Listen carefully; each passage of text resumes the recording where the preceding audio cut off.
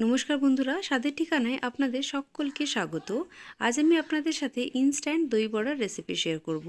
এই দই বড়া বানানোর জন্য কোনোভাবেই ডাল ভেজার বা ডাল বাটার কোনো ঝামেলাই করতে হবে না। অতএব খেতে কিন্তু ভীষণ টেস্টি হয় এই দই বড়া। তাহলে চলুন দেখে নিই আজকের এই দই বড়ার রেসিপি। এবারে দেখুন, এখানে আমি নিয়েছি ব্রেডের চারিপাশটা কেটে নিয়েছি। কেটে আমি এটাকে একটা জলের মধ্যে একটু ভালো করে ডুবিয়ে নেব। ভালোভাবে ডুবিয়ে তারপরে উঠিয়ে নিচ্ছি। এবার আমি এটাকে হাত দিয়ে ভালো করে প্রেস করে নিচ্ছি। ভালো করে হাত দিয়ে প্রেস করার পরে দেখবেন এক্সেস যে জলটা আছে সেটা কিন্তু বেরিয়ে যাবে। এইভাবে এটাকে প্রেস করে নিতে হবে। এবার এখানে আমি আলু মাখা নিয়েছি। এই আলুটা আমি আগেই মেখে রেখেছিলাম ফ্রিজে। চটপট করে দই বড়া বানাবার ইচ্ছে বা খেতেই হলে তখন এইরকমভাবে আপনারা খুব সহজেই বাড়িতে দই বড়া বানিয়ে নিতে পারেন। এই আলুটার মধ্যে পেঁয়াজ, কাঁচা লঙ্কা, ধনেপাতা আর সামান্য যে দৈনন্দিনের যে মশলাটা প্রয়োজন হয় সেই মশলাটা দিয়ে আমি ভেজে রেখেছিলাম।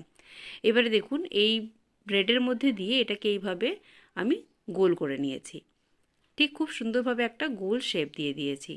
এবারে দেখুন, এটাকে আবার আমি একইভাবে একই প্রসেসে করছি। প্রথমে পাউরুটিটাকে জলের মধ্যে দিয়ে ভালো করে ওই জলটার থেকে উঠিয়ে আমি পুরো জলটাই চিপে বের করে দিয়েছিলাম। তারপরে আলুর পুরটা ভিতরে দিয়ে এইভাবে হাত দিয়ে গোল করে নিলেই খুব সুন্দর একটা গোল শেপ চলে আসবে। এইভাবে দেখুন, এখানে আমি সব কটাকে বানিয়ে নিয়েছি। আপনারা চাইলে এটা কিন্তু গোলের জায়গায় লম্বা শেপও দিতে পারেন। আপনাদের যেমন ইচ্ছে সেরকম শেপ এখানে আপনারা গড়ে নিতে পারেন। এবারে দেখুন, এটা আমি করে নিয়েছি। এটা কিন্তু খুব সহজ বানানো। ডাল বাটার কোনো ঝামেলা নেই, ডাল ভেজানোরও কোনো ঝামেলা নেই। যদি চটপট করে দই বড়া খেতে ইচ্ছে করে বা বাড়িতে যদি কখনো কোনো গেস্ট এসে থাকে, তাহলে এই রকম একটা দই বড়া বানিয়ে আপনারা খুব সহজেই সুন্দরভাবে পরিবেশন করতে পারেন। এবারে দেখুন, এখানে আমি গরম তেলের মধ্যে দই বড়াগুলোকে বড়াগুলোকে ভালো করে ভেজে নিচ্ছি। এবার এটাকে ভালো করে চারিদিক থেকে ভেজে নিচ্ছি, যাতে কি এটা ভালোভাবে একদম ভাজা ভাজা হয়ে যায়। এবারে দেখুন, ভাজা হয়ে গেছে। ভাজা হয়ে যাওয়ার পর এগুলোকে আমি তুলে নিচ্ছি। খুব সহজেই এই দই বড়া আপনারা বানাতে পারবেন। এই ব্রেড দই বড়া খেতে কিন্তু ভীষণ টেস্টি হয়। ডালের দই বড়া খাওয়ার তো একটা আলাদাই টেস্ট আছে, কিন্তু একবার এইভাবে যদি দই বড়া বানান তাহলে দেখবেন মনে হবে দই বড়া বানানো কতটাই সহজ কাজ। এবারে দেখুন, এই ব্রেডগুলোকে ব্রেডের যে বড়াগুলোকে আমি বানিয়েছি এগুলো একটু ঠান্ডা হয়ে গেছে। ঠান্ডা হওয়ার পর এগুলোকে আমি একটা বাটির মধ্যে বা প্লেটের মধ্যে বের করে নিচ্ছি। দেখুন, এটা আমি আপনাদের ভেঙে দেখাচ্ছি। এটা খেতে কিন্তু ভীষণ টেস্টি হয়। এই বড়াগুলোকে আপনারা এইভাবেও কিন্তু খুব সুন্দরভাবে কোনো চাটনি দিয়ে সার্ভ করতে পারেন, তাতেও খেতে কিন্তু ভীষণ টেস্টি হয়।